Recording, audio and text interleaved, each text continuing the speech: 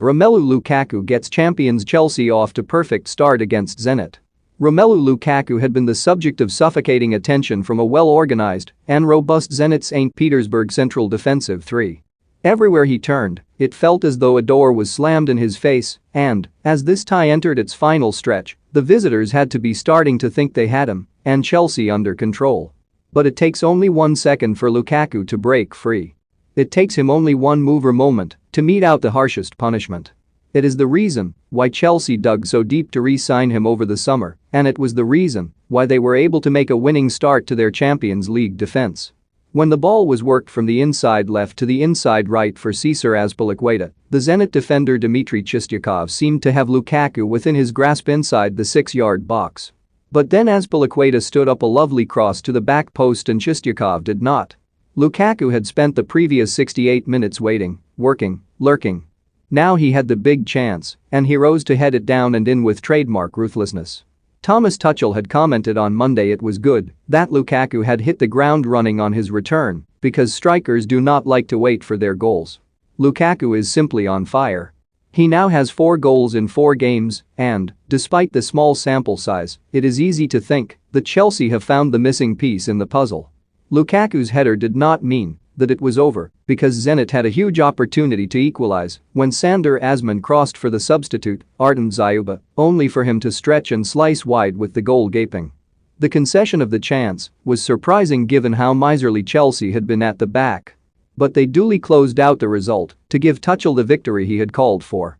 It is a long way to the final, which will be played at Zenit's Gazprom Arena, but, with Lukaku on board, Chelsea can dream of another triumph. The performance from Romelu was not easy, Tuchel said. We didn't create many chances for him, but he's the type of guy who doesn't lose confidence. That is why he is a world-class striker. It gives the team a lot of belief that one chance, or a half chance, might be enough. It's more than talent he brings. He brings belief. It was Tuchel's first night game under the Stamford Bridge lights in front of fans, and the first time the stadium had been packed for a European fixture since February of last year.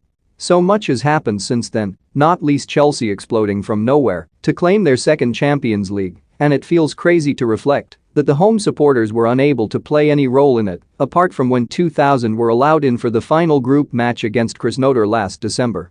The pre-match presentations were a nod towards the history the team had made.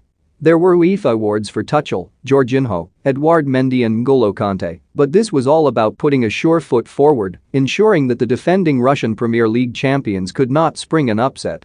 Chelsea know what they are, the champions of Europe.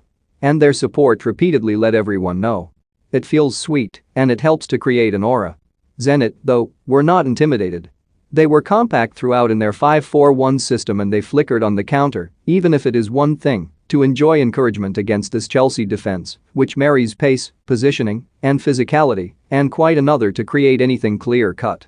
Chelsea had to be patient, and Tuchel battled to suppress the frustration he felt in the first half when his team could not connect in the final third. Jorginho tried to play through the lines to make something happen, while Mateo Kovacic was busy, but Chelsea did not work the Zenit goalkeeper, Stanislav Kritsiuk. Mason Mount missed a few passes, and it did not happen for Hakim Ziyech. Chelsea needed a spark and Antonio Rudiger, a massive presence throughout, provided it on 50 minutes with a storming run from inside his own half that finished with a snatched shot wide. Chelsea's intensity was greater in the second half, as was their intent, and they had a few half chances, although Zenit felt they retained a puncher's chance on the break. There was a sharp intake of breath inside the stadium when Claudinho sent Asman away before Rudiger got back to tackle. And it was not for the